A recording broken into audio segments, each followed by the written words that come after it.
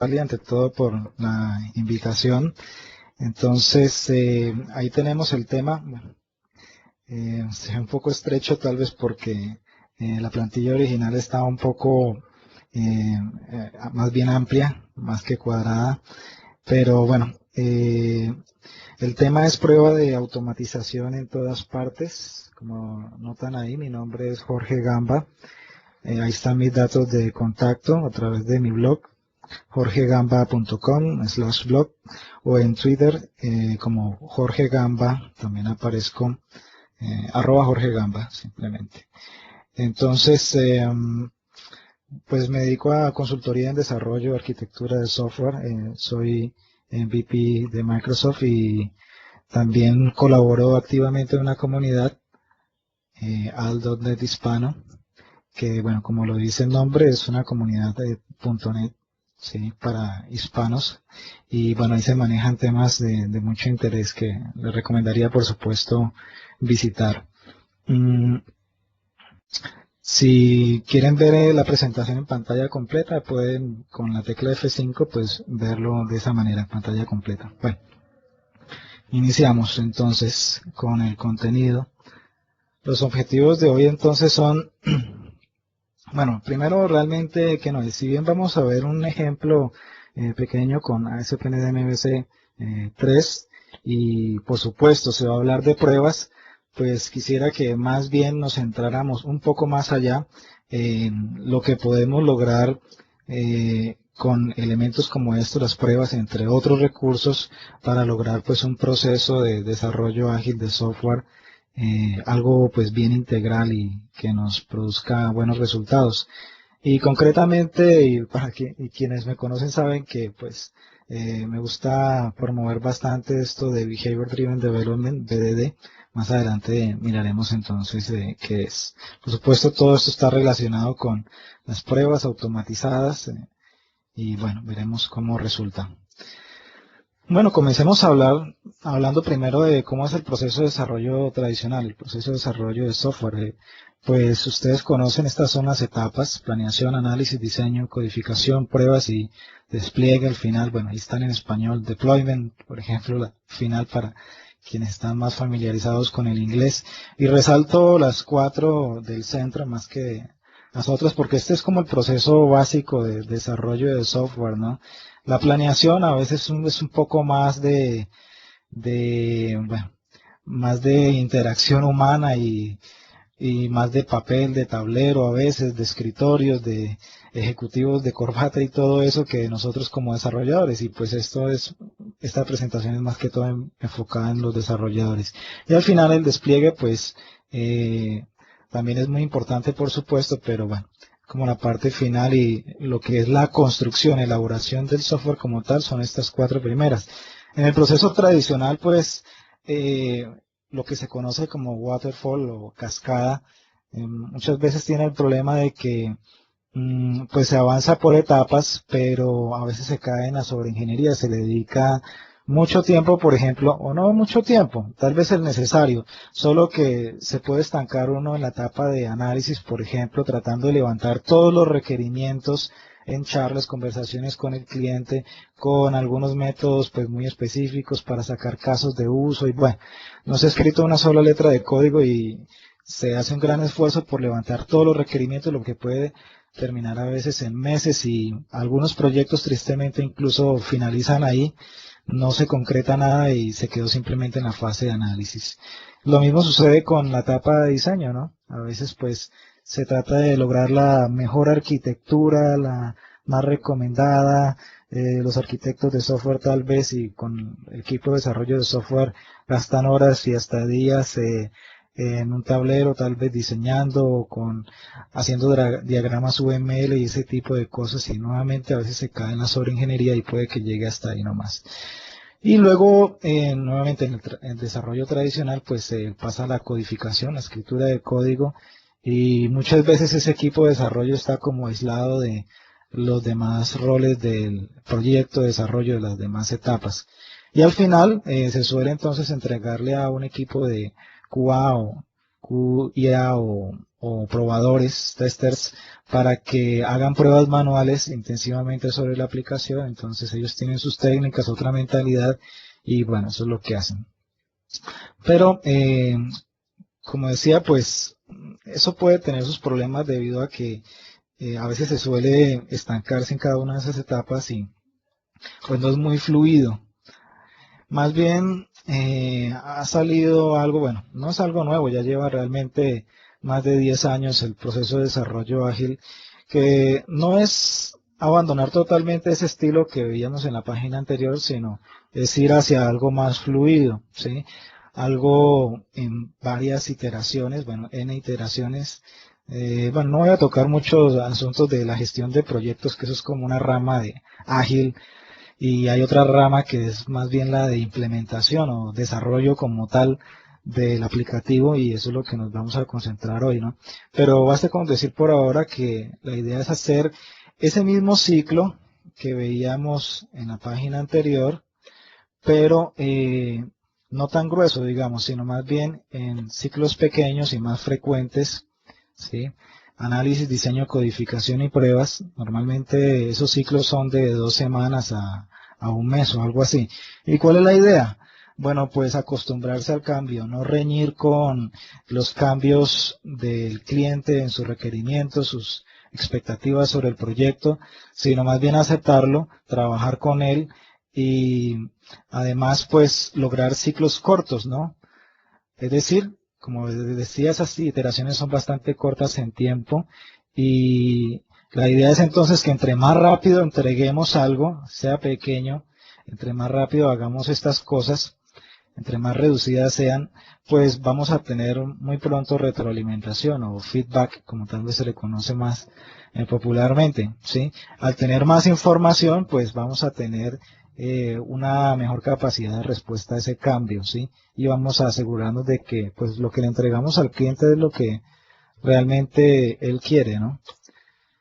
Y bueno, como les decía, mi metodología o la estrategia es la de BDD, como estaba antes, que quiere decir Behavior Driven Development, o en español sería desarrollo por comportamiento o conducido por comportamiento, ¿sí? Este nombre que está ahí arriba, Dan North, bueno, es el creador de esta metodología, y bueno, él se basó más o menos en las necesidades de TDD, Test Driven Development, para los que no conocen el desarrollo por pruebas, y también tomando algunas ideas de Acceptance Test Driven Development, ¿sí? Todo esto de las pruebas de aceptación. Trató como de tomar lo bueno de muchos métodos, tecnologías, y pues hacer algo integral, reunirlo mejor. Y ahí pues vemos, más adelante al final les daré las referencias, algunos links para todo esto. Algunas de las definiciones que he dado, y las coloco en inglés para no cambiarle nada en el sentido. Como lo dice ahí, pues BDD es una metodología ágil, full stack, o sea, como les decía, cubre todo el proceso de desarrollo básico del software, ¿sí? Entonces no deja como que la gente en los diferentes roles estén aislados, sino que la gente que trabaja acá en análisis, los stakeholders, ¿sí? Las personas interesadas en participar en el proyecto del lado del cliente, gente que no es técnica, no son desarrolladores de software, pueden participar aquí en el análisis con esos requerimientos: los analistas de negocios, los arquitectos de software, los desarrolladores de software, por supuesto, los especialistas en experiencia de usuario, los probadores. Bueno, la idea es que toda esta gente puede trabajar aquí mismo con BDD, con lo que le provee. Bueno, además, es acerca de implementar por medio de escribir el comportamiento desde la perspectiva de los stakeholders, es decir, desde la perspectiva de las personas interesadas, los no técnicos, los que en fin de cuentas de parte del cliente son los que están aceptando o no, recibiendo y pagándonos el producto final de todo esto.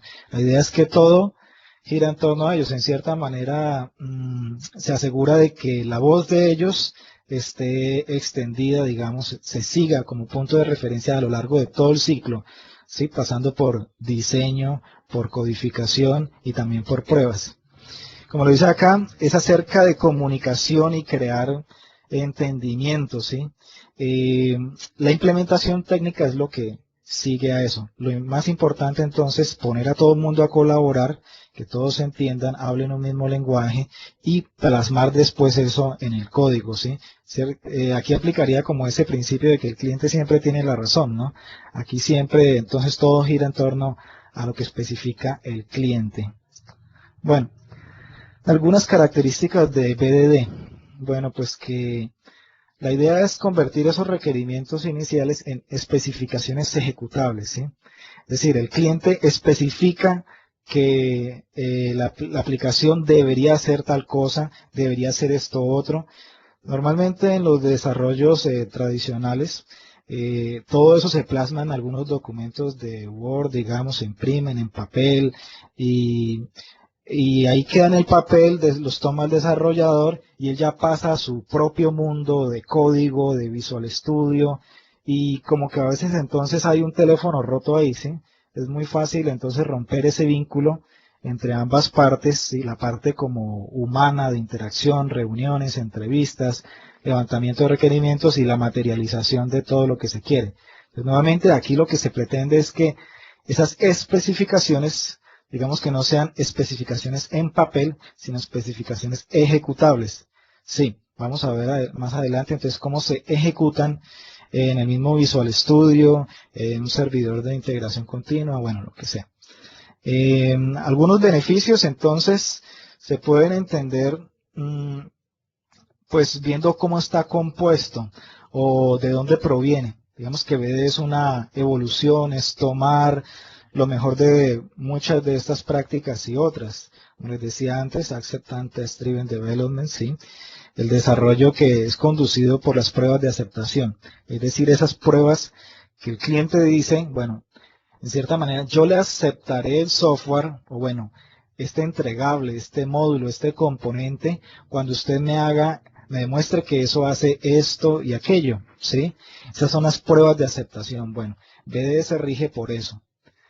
Eso está muy relacionado y me pego aquí un brinco al penúltimo punto, que es la definición del done, ¿sí? Es decir, el hecho, el terminado, ¿sí? El estar listo para entregar. Ahora, TDD, como les decía antes, Test Driven Development, normalmente está asociado a codificación por ejemplos de a pequeños incrementos, a un ciclo en donde yo primero hago una prueba, un test, ¿sí? Que representa algún ejemplo de cómo debe comportarse algún objeto, ¿sí? Ya hablamos de objetos allá en clases, en código, en C#, cómo se debe comportar, tal vez en relación con otros, ¿sí? Se hace la prueba, después se hace una implementación en el código de producción que queremos entregar y se verifica que esa prueba ahora pase, bueno, ahorita lo vemos, ¿no? Y después de que verificamos que pase, entonces se hace una refactorización, se trata de arreglar para que se vea, pues, que tenga un mejor diseño, ¿no? Domain Driven Design, diseño conducido por el dominio, ¿sí? Aquí se recalca mucho entonces el entender el dominio, o sea, el negocio de la aplicación, la ciencia de que esto trata si nuestra aplicación es de finanzas, de contabilidad, de facturación, lo que sea, pero el mayor aporte a BDD ahí es el que BDD promueve mucho la creación de ese lenguaje ubicuo, ¿sí? Ese lenguaje como natural, negociado, que comparten todos los roles del proyecto, todos los individuos, ¿sí? Tanto los que son técnicos como los que no. Especificación, por ejemplo, bueno, y claro, puse aquí los nombres en inglés porque es importante, si ustedes van a algún buscador en la web, es más fácil que encuentren información por su nombre en inglés que en español. Bueno, como el nombre lo dice, estas especificaciones ejecutables siempre orientarlas por ejemplos, ¿sí? Tal vez ustedes recuerden en la universidad cuando uno hacía en papel por ahí pruebas de escritorio, que se llamaban así, en donde uno hacía ejemplitos muy sencillos para probar algún algoritmo, un pedacito de programa. Uno decía entonces, bueno, ¿qué pasa en este escenario? Si yo tengo unas variables u objetos con estas condiciones o precondiciones y hago esta acción, entonces, ¿qué debería pasar? Bueno, estos son los resultados esperados. Ese tipo de ejemplos son los que se deben construir, ¿sí? Bien sea aquí en la parte de ATDD o TDD. Bueno, las pruebas realmente deben verse como ejemplos. Desarrollo de afuera hacia adentro. Como vamos a ver, y les mostraba también en el proceso básico de desarrollo de software, la idea es que se va desde afuera, es decir, desde la parte de análisis, desde donde se determinan las cosas gruesas, los requerimientos grandes, se va descendiendo hacia, vamos a ver, historias de usuario, criterios de aceptación, ahí todo eso se pasa al código y cada vez va penetrando uno a unidades más pequeñas hacia el interior de la aplicación. Entonces, desde fuera hacia adentro. Y es conveniente hacerlo así porque, pues, con eso nos aseguramos de que no nos salimos del ámbito de nuestra aplicación, ¿sí? No estamos haciendo cosas de más. Bueno, no quiere decir que no podamos utilizar nuestro ingenio para hacer las cosas bien, pero pues tampoco se requiere sobreingeniería. Historias de usuario, bueno, en vez de, por ejemplo, los documentos muy formales y a veces muy complejos, como son los casos de uso, por ejemplo, vamos a ver cómo son de prácticos.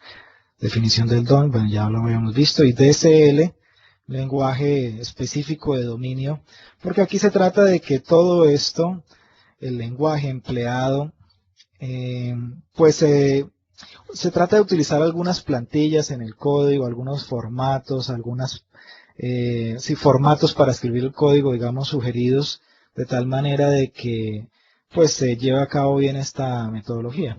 Bueno. Entonces, en BD hay como dos niveles.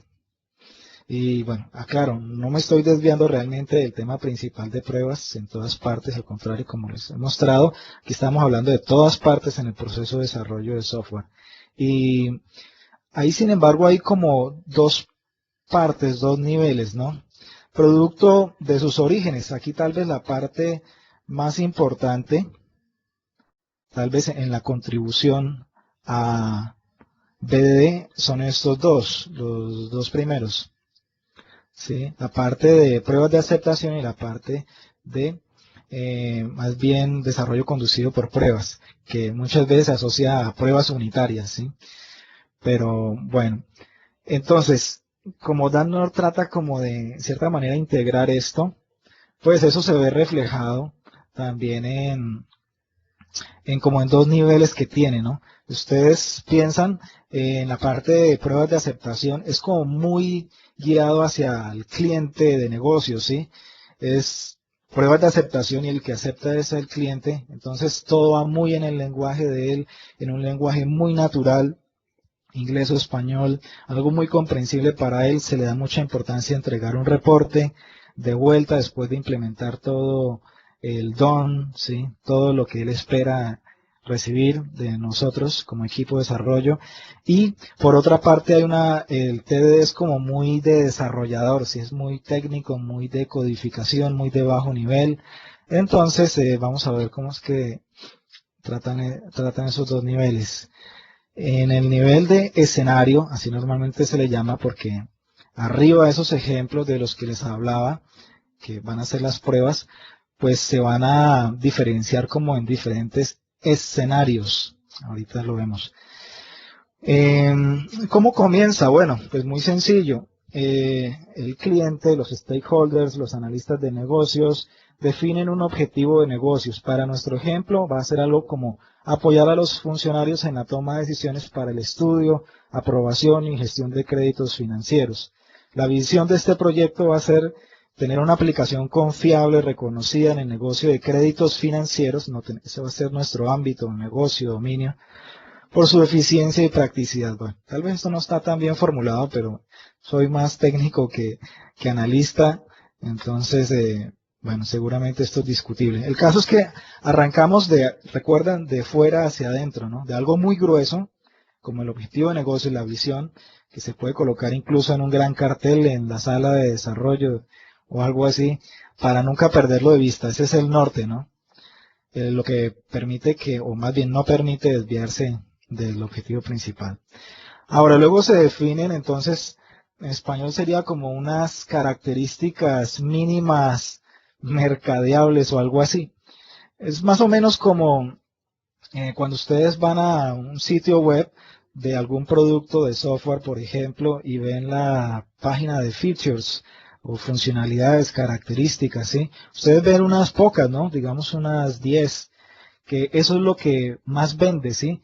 Lo que dice, este software hace esto, 10 puntos, 10 características, ¿sí? Eso es lo que ellos quieren vender. Nuevamente, es algo muy grueso aún, pero se ha desglosado la visión, el objetivo de negocios más o menos. En nuestro caso tenemos dos, ¿sí? Tenemos que para evitar que entren al sistema de clientes, recuerde, estamos en un sistema financiero, ¿no? Para evitar que entren al sistema de clientes que no tienen capacidad de endeudamiento, ¿sí? Ese es el objetivo, el beneficio que yo quiero obtener. Ahora, ahí va la feature, la funcionalidad, que sería entonces esta de acá. Yo quiero someterlos, o sea, los clientes, a un proceso de estudio previo que analice su estado financiero, ¿sí? Esa es una feature, una funcionalidad. Bueno, en este caso no está como para colocar en una página web, sino está más bien para el proyecto, ¿sí? Para la gente. Ahora, aquí viene otra. Para decidir acertadamente la aprobación de créditos, yo quiero disponer de toda la información necesaria para tomar la decisión, ¿sí? Aquí está el yo quiero, nuevamente otra feature, ¿no? En este caso es como recopilar información financiera del cliente. Vamos a hacer una cosa, entonces aquí nos vamos a centrar, porque obviamente no vamos a desarrollar aquí toda una super aplicación, ¿no? Vamos a centrarnos en esta primera parte, ¿sí? En esta primera MMF, ¿sí? O feature set también, conjuntos o grupos de características. Ya vamos a terminar la parte como teórica de esto. Descendemos un poco más hacia las historias de usuario que les comentaba ahora. Y esto es como el cuándo, ahorita lo vamos a recordar en una plantilla más adelante. Es la característica que vamos a implementar, ¿sí? Aquí estoy desglosando entonces, recuerden, esta primera parte. Perdón, aquí me salte, estoy en orden inverso. Recuerden, ahora vamos a desglosar esta, ¿no? Este primer conjunto de funcionalidades o características. Lo estoy desglosando en dos historias de usuario. ¿En qué se diferencian de algo más tradicional como los casos de uso? Bueno, que los casos de uso a veces son muy formales, sí, requieren hacer un documento muy cuidado, mientras que las historias de usuario solo son esto que ustedes ven, que se puede plasmar en unas tarjetas de cartulina estilo fichas bibliográficas, que son simplemente recordatorios de la idea básica para ir a charlar luego con el rol que está implicado acá y obtener más información de la funcionalidad. Pero inicialmente solo se hacen reuniones entre los diferentes miembros del equipo, tal vez de desarrollo, de software, analistas, los usuarios finales de la aplicación, se determinan esos roles y qué es lo que quieren que haga el sistema, ¿no? Por ejemplo, acá la primera dice, y noten que está resaltado en amarillo la parte de la plantilla, ¿no? Y en ambas ven que está común, ¿no? Es común. Ahí va el beneficio esperado, evitar que entren al sistema clientes que no tienen capacidad de endeudamiento. Ustedes notan que ahí está el vínculo con el anterior grupo de funcionalidades o características, ¿cierto? Como un asesor comercial, eso nos ayuda como a meternos en los zapatos del usuario final y que cuando el desarrollador reciba esto, pues no pierda ese punto de vista, ¿no? Que no sea demasiado técnico y pierda de vista las necesidades reales del cliente. Yo quiero, entonces ahí sí va la feature a implementar un poco más desglosada. Evaluar si el cliente tiene capacidad de endeudamiento, así, sencillo. La otra es para aprovechar la información, producto del análisis, como un asesor comercial, que es el usuario final del sistema acá, yo quiero registrar los resultados. Entonces, tal vez aquí la parte más importante son estos, los yo quiero, las funcionalidades, ¿sí? Pero no hay que perder de vista el para, porque los para son los que nos delimitan lo que yo voy a implementar y probar. Ahora lo vemos. Bueno, llegamos a los criterios de aceptación. Entonces que vamos descendiendo, ¿no? De afuera hacia adentro. Nuevamente, entonces vamos a tomar, se me olvidó señalar, vamos a tomar solo aquí la historia de usuario, la primera, ¿sí? Para no extendernos mucho. Vamos a evaluar, esa es la palabra clave, ¿no? Evaluar al cliente, ¿no? En su capacidad de endeudamiento.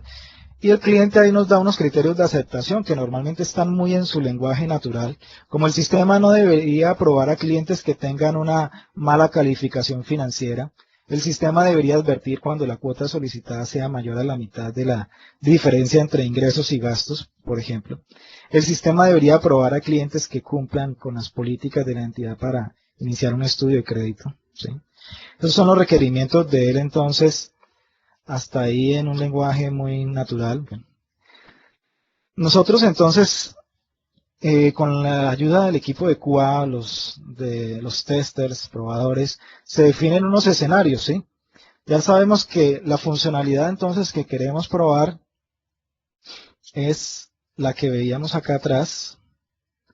Yo quiero evaluar si el cliente tiene capacidad de endeudamiento. Entonces, a mí se me ocurre evaluarlo en 3 diferentes escenarios, según la información que me dieron bueno, los stakeholders y todos ellos.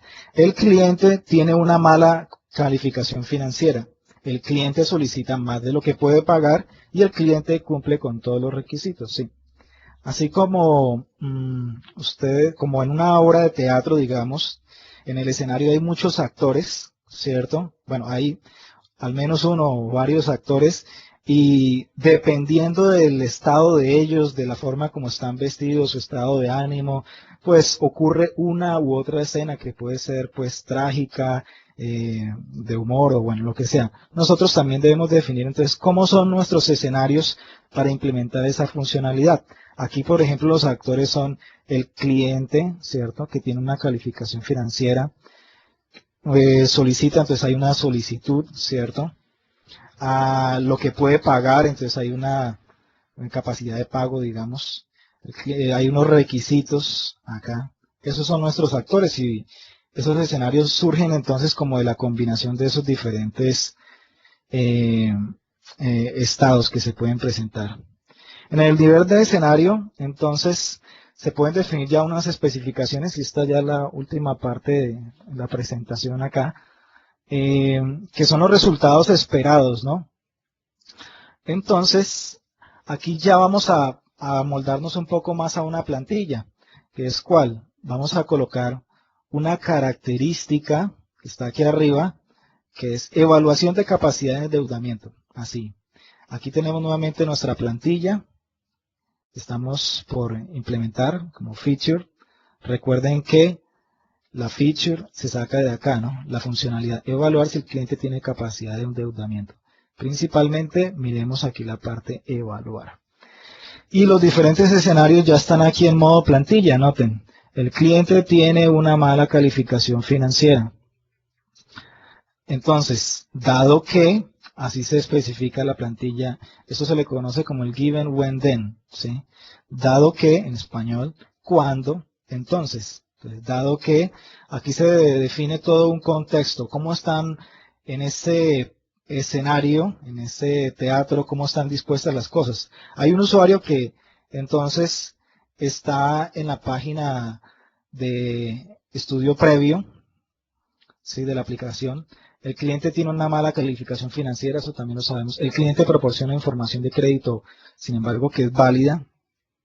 Cuando está la acción que se desarrolla, se solicita evaluar si tiene capacidad de endeudamiento. Entonces, debería mostrar una página diciendo que no fue aprobado y debería indicar que la razón es una mala calificación financiera.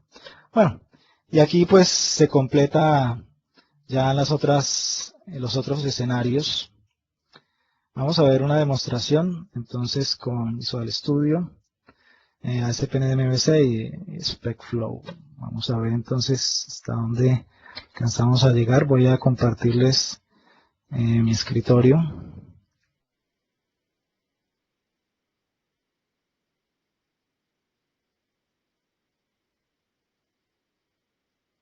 ¿Se ve bien?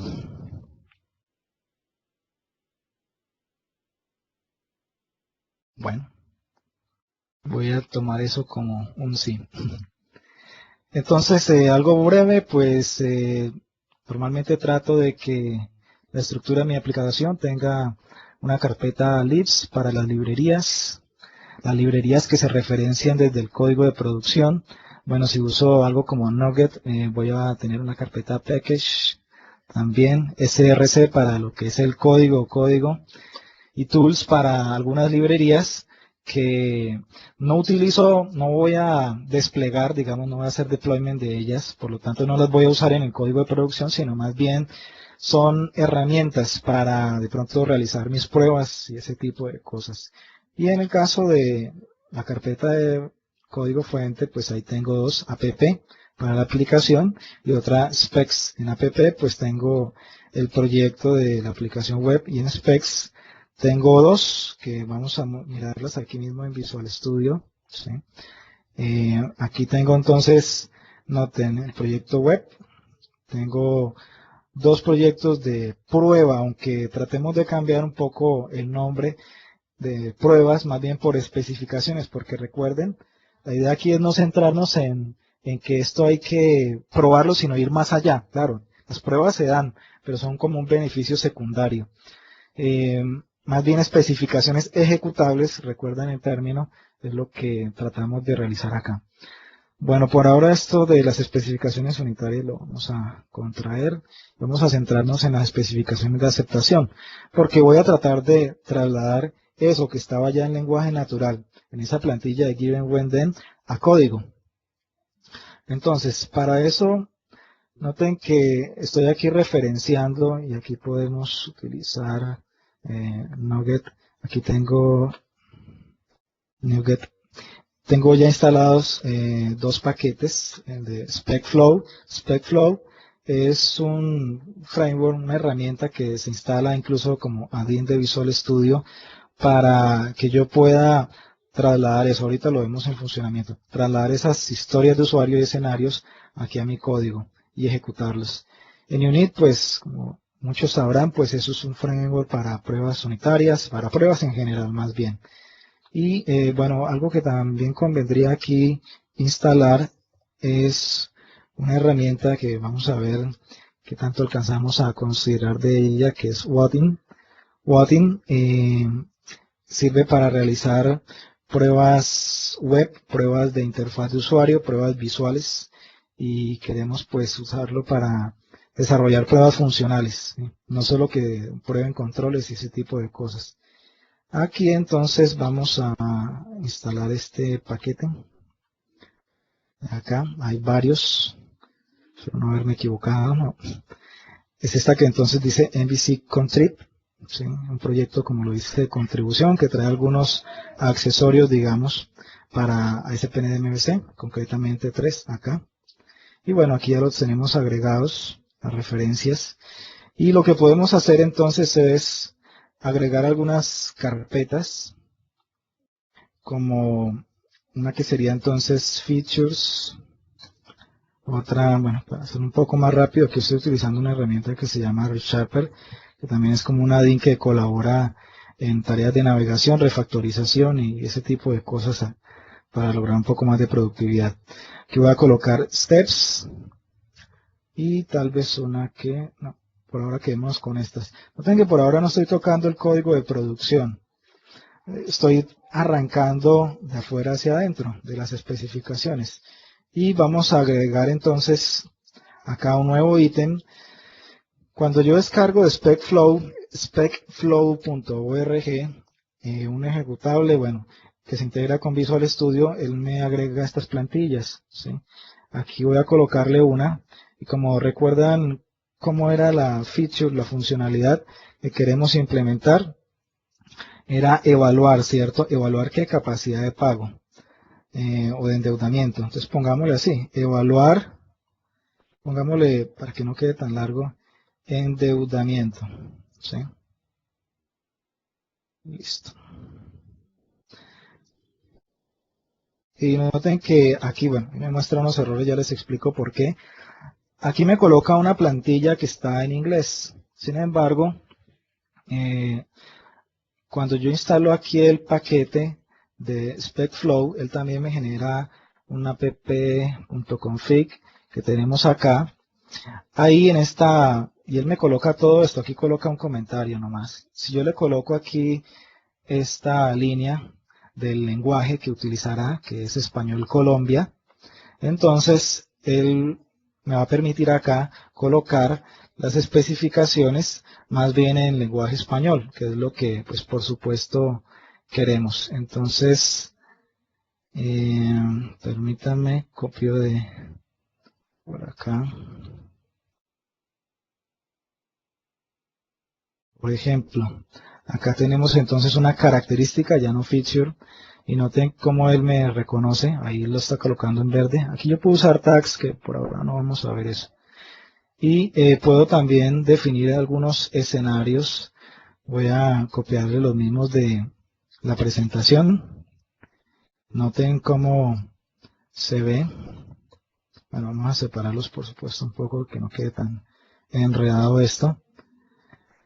Ahí en verde entonces él me está reconociendo. Y a ver,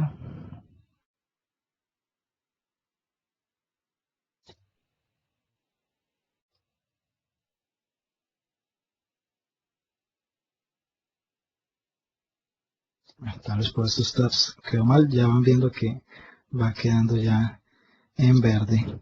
Este lenguaje para esta plantilla, este given when then, o en español como lo pueden ver ahí, dado que, cuando, entonces, es un lenguaje reconocido más bien como Gherkin.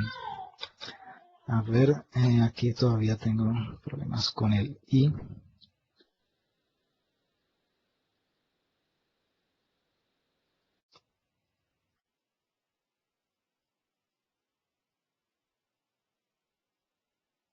Bien. Bueno, entonces, esto tiene algo particular que es que cada vez que, bueno, cuando yo creo el archivo de característica y cada vez que voy guardando, él me va generando acá un archivo .cs en C Sharp, por supuesto, que son las pruebas, ¿sí? En el framework que yo haya elegido. Bueno, esto soporta también MS Test, ¿sí? Las pruebas de Microsoft que vienen con Visual Studio y también otros frameworks como xunit.net, creo, xunit.net. Esto pues no me gusta mucho verlo porque como se ve, como notan, pues se ve bastante feo, pero es ejecutable. Normalmente uno no tiene que verlo. La idea es que yo tengo que ahora implementar el código de prueba para cada uno de estos elementos que está en cada una de esas líneas, ¿sí? ¿Cómo lo hago? Si yo ejecuto, bueno, voy a utilizar el runner, el ejecutor de pruebas, digamos, que viene con Sharper, pero bueno, en caso de que ustedes tengan en Unit, eso tiene también un IDE con el cual yo puedo ejecutar estas pruebas. En el caso de Microsoft Test también, pues pueden ejecutarlas con ese runner y podrán pues también ver los resultados. Ustedes notan que aquí en principio aparece entonces en amarillo cada uno de estos pasos, cada uno de estos escenarios, ¿sí? Y es porque no se ha implementado y él requiere que yo haga un binding de esto. Bueno, ya les muestro cómo. Lo que voy a hacer acá es crearme una clase en esta steps. Le voy a poner evaluar endeudamiento steps. Esto es algo feo que tiene SpecFlow que no me genera de una vez estos pasos, sino que yo tengo que desde aquí, desde el resultado de la prueba, copiar esto, por ejemplo, para el given, ¿sí? Acá tengo que ponerle un atributo que también se veía ya, que es binding. Aquí tengo entonces que pegar esto. También, bueno, aprovecho para copiar el resto. Noten cómo va quedando el código correspondiente a lo que escribimos en un lenguaje muy natural. Ese lenguaje muy natural, esos escenarios que copié en ese archivo .feature, pues normalmente debería entregárnoslos a nosotros como desarrolladores, más bien los analistas de negocios o QA testers, alguien que tenga como más la mentalidad de negocios y no tan técnica como nosotros, para que queden bien formulados. Por supuesto, en equipos pequeños, pues tal vez nosotros tengamos que realizar esta tarea.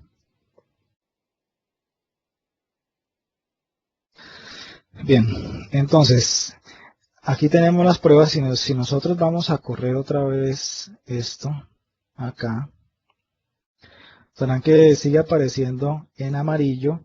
Sin embargo, pues esta vez ya no nos mostrará los mismos errores de antes, sino que dirá que está pendiente, ¿sí? Noten, pendiente, pendiente, y estos están, pues se han brincado porque el anterior pues estaba pendiente. Él espera que yo implemente cada uno de ellos, ¿sí? Entonces, ¿qué sucede?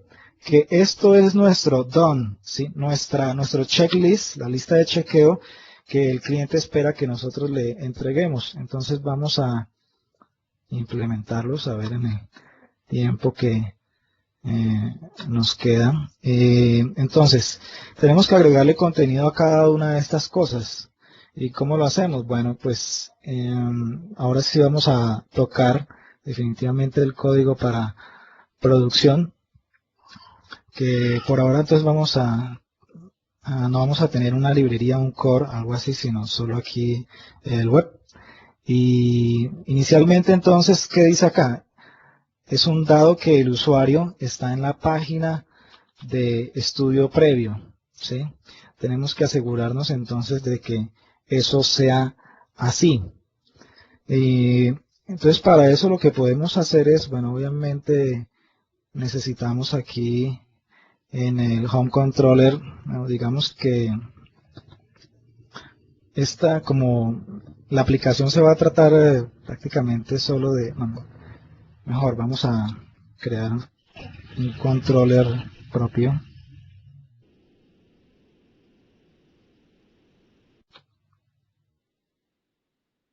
Aquí,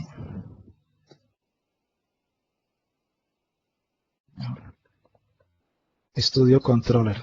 ¿Sí? Vamos a dejarlo simplemente aquí vacío.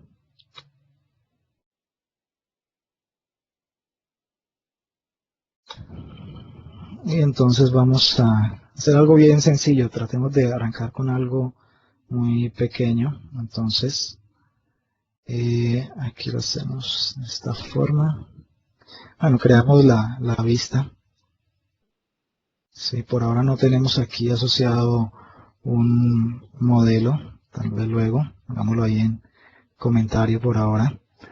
Si esto requiere un título, pongámosle estudio previo. Aquí, bueno, igual podríamos dejar esto así. Y pongámosle aquí estudio previo de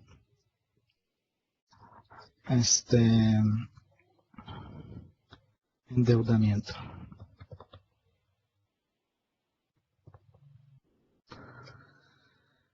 Bien, entonces esto está así.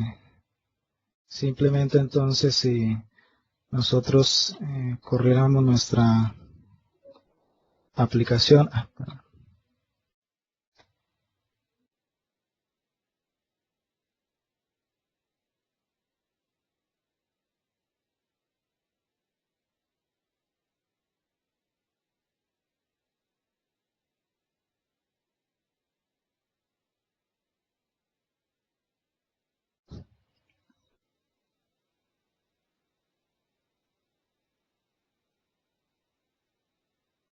Bueno, aquí estamos primero en la plantilla original. Me equivoqué a la hora de construir el MVC.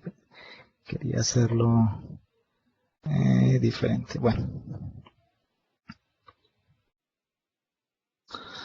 ahorita el momento, entonces para A ver, ya nos estamos quedando un poco cortos de tiempo y vamos a hacer una cosa. Voy a pasar más bien bueno, aquí podemos, la idea con esto es que en estos pasos podemos hacer incluso algunas pruebas visuales, ¿sí? End to end, de extremo a extremo. Sin embargo, bueno, tal vez por el tiempo no vamos a alcanzar a realizarlas porque son algo complicadas y son algo extensas. Sin embargo, pues normalmente son pocas, ¿no? Comparadas a las pruebas unitarias que más bien vamos a realizar ahora.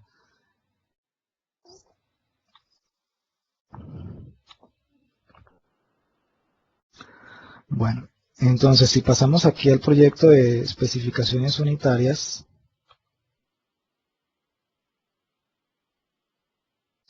vamos a buscar aquí uno que se llama machine.specifications o MSpec, más conocido popularmente. Vamos a instalarlo ahí porque es algo que nos permite acomodarnos esta vez a la plantilla de, a ver, la presentación es esta.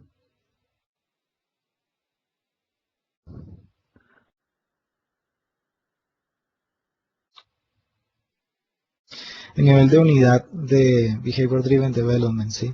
Que más bien se acomoda a una plantilla con texto especificación con algo como MSpec, ¿sí? Entonces, veámoslo nuevamente en código.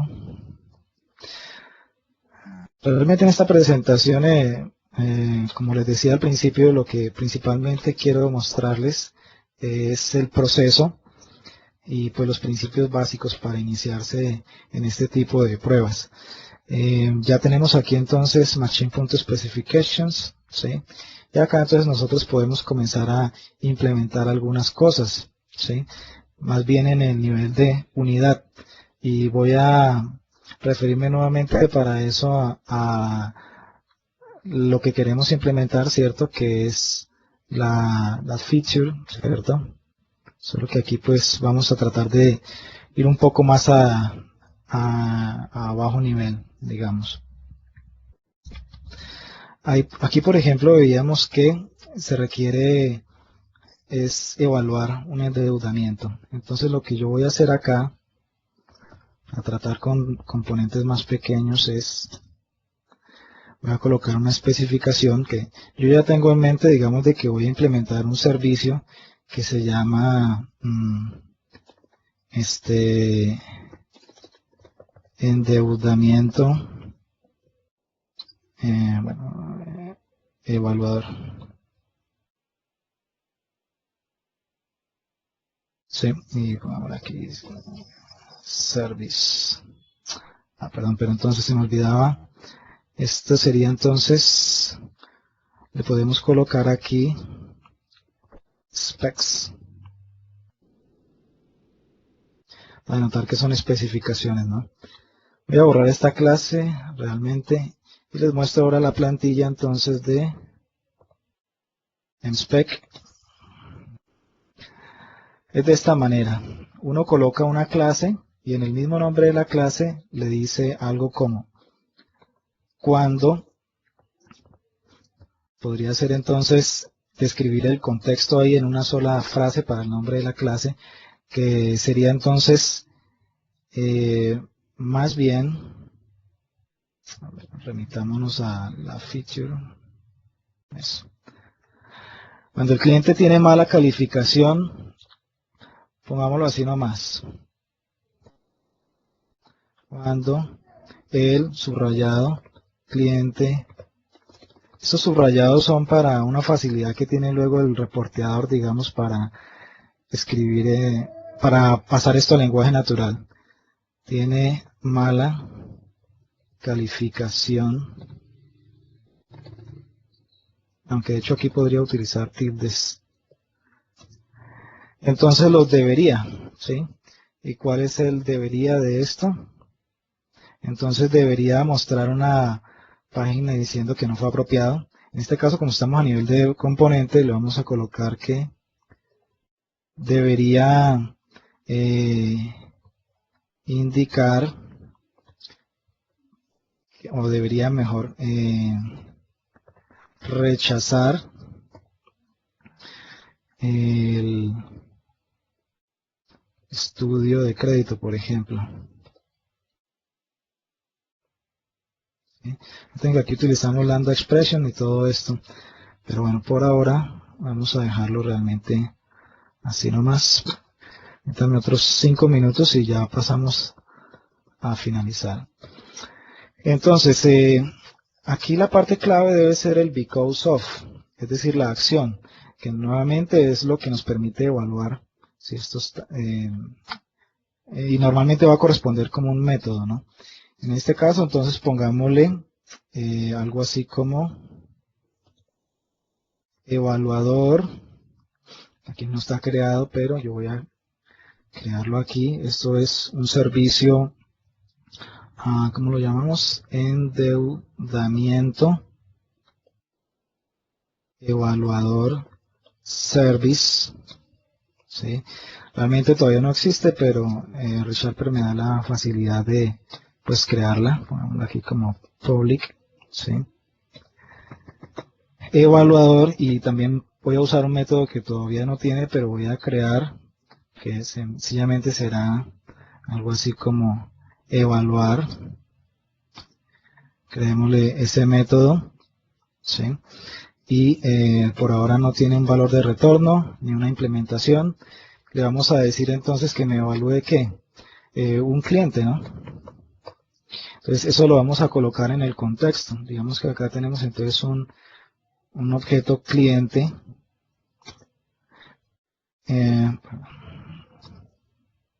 Vamos a crearle también un campo para él. Digamos que voy a crear una clase cliente. Por ahora voy colocando todo esto en el código de prueba, pero bueno, no importa. Más adelante lo puedo mover al código de producción. Tengo un cliente, entonces igual a new cliente. Y le voy a decir que, por ejemplo, ese cliente tiene una propiedad que se llama calificación, ¿cierto?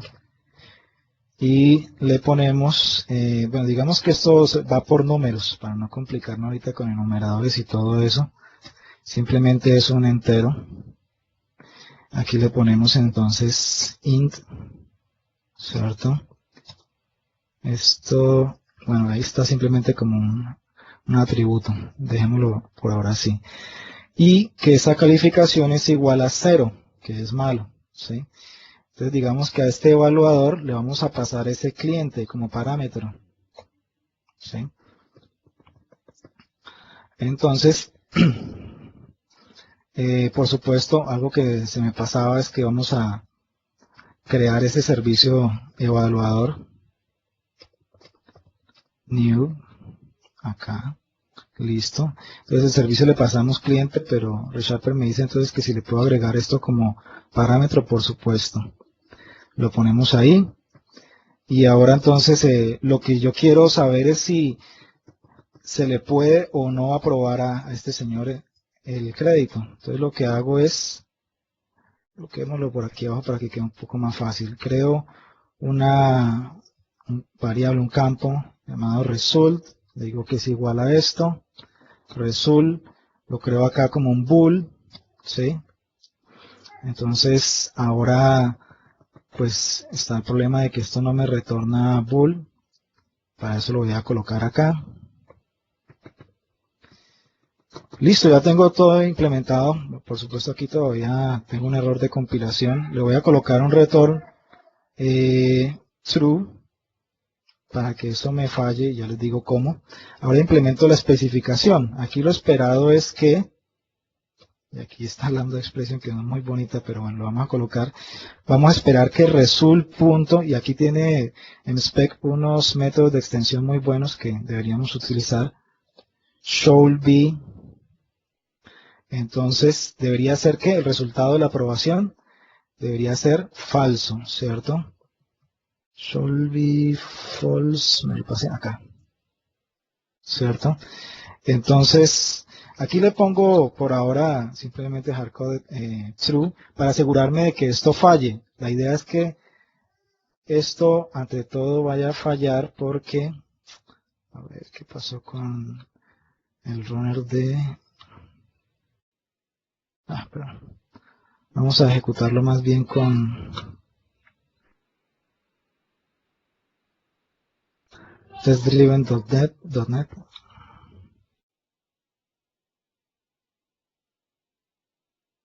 Bueno, aquí me dice que falló, noten. Esta es otra herramienta, testdriven.net, porque debería ser falso y es verdadero. De esta manera yo me aseguro de que la especificación definitivamente va a fallar cuando alguien altere las cosas y esto no cumpla con el comportamiento que es. Por supuesto, ahora quiero que pase, entonces lo que yo le voy a hacer acá es que hago algo así como var result, eh, entonces es igual a cliente.calificación, digamos que igual a 1, ¿sí? Y acá retorno result, ¿sí? Nuevamente voy a ejecutar esta especificación. Nuevamente. Y noten que esta vez me dice que pasa, ¿sí? Y aquí lo podemos leer, noten en lenguaje natural sin subrayados ni nada. De esa manera entonces yo voy implementando mi comportamiento, ¿sí? Ya tengo aquí una clase cliente y esta clase cliente, bueno, aquí lo que yo puedo hacer es mover a otro archivo de clase con la ayuda de ReSharper, ahí está. También puedo mover el servicio, ¿sí? Ahí está. Y todo esto entonces lo puedo ir moviendo hacia estos dos, hacia el código de producción. En este caso, digamos que voy a tener aquí una carpeta, se llame Services, ¿sí? Y a ver, creo que ahora en ReSharper puedo simplemente arrastrar esto, Services, no, solo me lo copió, pero bueno, igual aquí, bueno, mejor borrémoslo aquí, y démosle entonces rápidamente.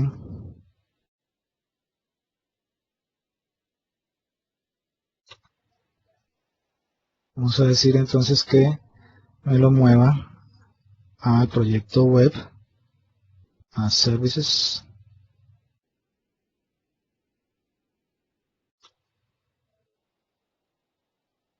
Ahí ya tengo mi proyecto web. Aquí entonces lo único que hago es, bueno, también con la ayuda de ReSharper, tratar de arreglar las referencias. Ya está en el código de producción, me aseguro de que vuelva a correr.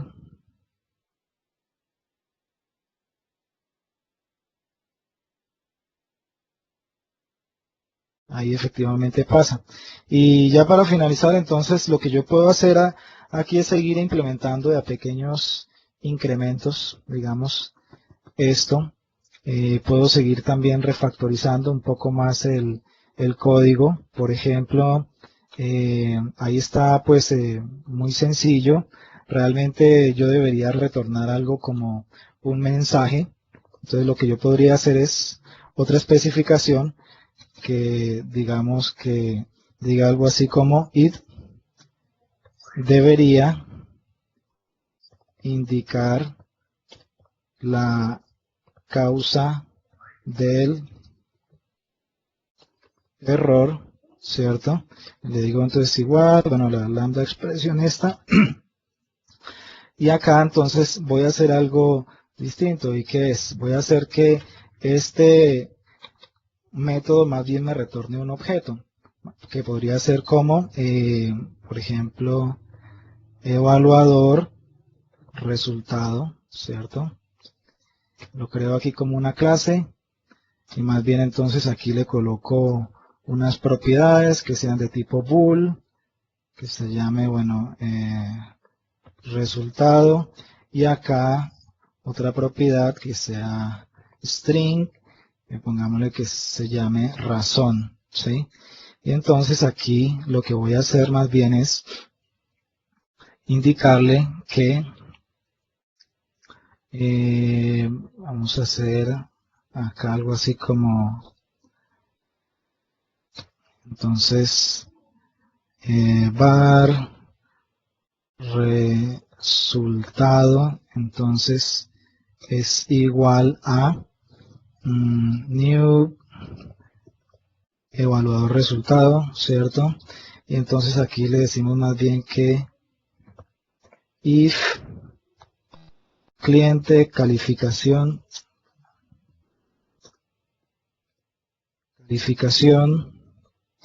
bueno, la misma que tenía ya, pero aquí le digo entonces que resultado punto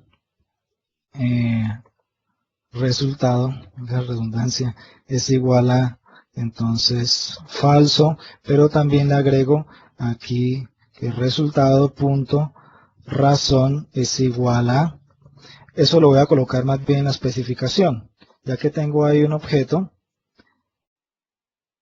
acá más bien voy a colocar entonces evaluador resultado, ¿sí? Aquí ya la especificación cambia, porque aquí sería que punto resultado debería ser falso y acá sería que result.razón punto debería ser igual acá al texto, digamos, no tiene una buena calificación financiera, ¿sí? Listo. Ahí lo tenemos. Entonces, ¿qué pasa? Que me voy a asegurarme de que esto no falle ante todo. Por ahora le voy a dejar esta cadena vacía porque recuerden, necesito asegurarme de que esto, a ver, resultado, aquí que tengo mal, resultado. Recuerden que primero tengo que asegurarme de que falle. Este sí ya entonces es el último ejemplo que tenemos. A ver, corremos esto nuevamente. Vamos a ver el output. Y noten que este me pasó bien, pero este otro tiene un fail, ¿sí? Porque se esperaba el texto no tiene una buena calificación financiera, pero está en null. Entonces, ahora sí, yo voy a implementarlo de esta forma. Le copio el texto esperado, ¿sí? Voy acá, nuevamente lo ejecuto, run test. Y a ver, todavía me aparece en null. Veremos por qué. Resultado, tan. La calificación es esta. Le damos evaluar al cliente.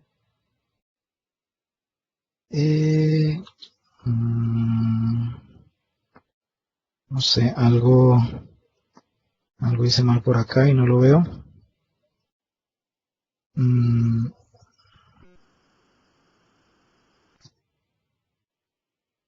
Por supuesto. Ah, ya. Me equivoqué. Noten. Es cuando sea cero, ¿no? Obviamente, en el caso contrario,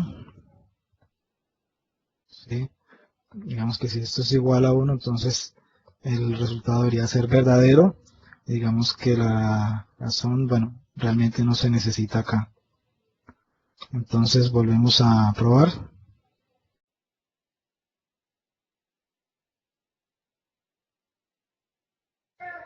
Y las dos pasaron, todo está bien. Entonces de esa manera finalizo la demostración en código que, bueno, si bien es menos importante que el proceso a seguir, nos muestra cómo es que vamos a implementar, ejecutar el proceso, ¿no? Ustedes notan que fuimos avanzando por comportamiento, por lógica, por métodos, ¿sí? Aquí importan más los métodos que las mismas instancias, no se piensa tanto en entidades, sino en métodos, en comportamiento, en lógica de negocios, y así a pequeños incrementos. La idea es que yo vaya implementando pues objetos con comportamiento, lógica de negocios como este que logramos elaborar acá. Por supuesto faltó mucho, pero el tiempo es algo corto. Sin embargo, les dejo unas referencias aquí que les pueden resultar muy útiles. Bueno, los beneficios, como pudieron ver, es que se obtiene un código bastante legible. Ustedes en las especificaciones de aceptación pueden asociarlas como la documentación que está relacionada con las historias de usuario, ¿no? Y ahí se va viendo el cumplimiento, cómo van pasando cada uno de esos elementos de la checklist, de la lista de chequeo. También pues es más legible al leer estos métodos, estas implementaciones en MSpec, por ejemplo, se puede comprender mejor cómo es que se comportan por medio de ejemplos, cómo es que trabaja el software, ¿sí? Y pues es más fácil hacerle mantenimiento de esa manera. Referencias, pues aquí está. Entonces todo lo que podemos encontrar sobre qué es BDD. Bien importante este último cuarto que muestra y describe bien ese proceso de desarrollo que les explicaba en la parte de introducción. Y en el tag BDD de mi blog pueden encontrar la información que ya he publicado y que estaré publicando en los próximos días, de tal manera que los invito a ver el blog, a suscribirse, también a ver tal vez mi cuenta de Twitter. También acostumbro a publicar bastante información ahí, Jorge Gamba. Y pues finalmente no sé, Natalia, si queda espacio para algunas preguntas o si las subo vía texto, no veo.